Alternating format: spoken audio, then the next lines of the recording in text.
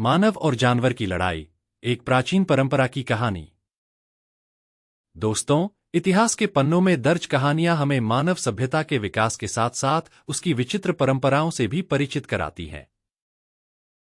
आज हम बात करेंगे एक ऐसी प्रथा की जो कभी शक्ति प्रदर्शन और मनोरंजन का प्रतीक थी, लेकिन समय के साथ क्रूरता और अमानवीयता का पर्याय बन गई। यह कहानी है प्राचीन मानव समाज में जानवरों के साथ युद्ध की परंपरा की। यह परंपरा दुनिया के कई हिस्सों में पाई जाती थी, लेकिन प्राचीन रोम की कोलोसियम की कहानियां सबसे प्रसिद्ध हैं। हालांकि भारत में भी ऐसी प्रथाएं मौजूद थीं, जिन्हें लोग त्योहारों और मेलों का हिस्सा मानते थे। राजा महाराजाओं के दरबार में शक्तिशाली योद्धाओं और खतरनाक जानवरों के बीच मुकाबले आयोजित किए जाते थे। ऐसा माना जाता था कि इन लड़ाइयों से योद्धा अपनी वीरता और साहस का प्रदर्शन करते थे। भारी भीड़ के बीच लकड़ी या लोहे की पिंजरे में इंसान और जानवर आमने सामने खड़े होते थे। जानवरों में शेर, बाघ, हाथी और कभी-कभी खूंखार भेड़िए शामिल होते थे। एक बार की बात है, राजा भोज के दरबार में एक विशाल उत्सव का आयोजन किया गया।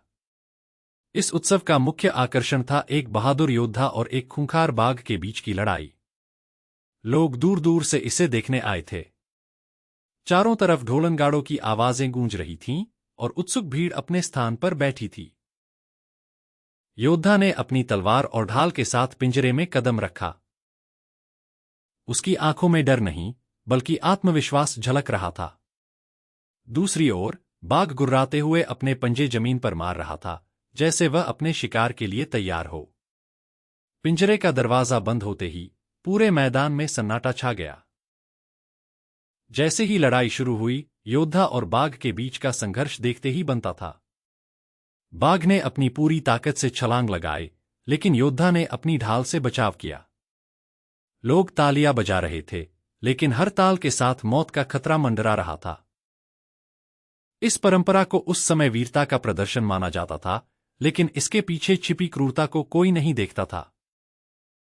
जानवरों को भूखा रखा जाता था ताकि वे और आक्रामक हो जाएं, और योद्धाओं को ऐसी लड़ाई के लिए मानसिक और शारीरिक रूप से तैयार किया जाता था। समय के साथ जब समाज ने मानवता और नैतिकता के नए आयामों को समझा, तो इस परंपरा की निंदा शुरू हुई। आज हम ऐसे आयोजनों को बर्बरता और अमानवीयता मानते हैं।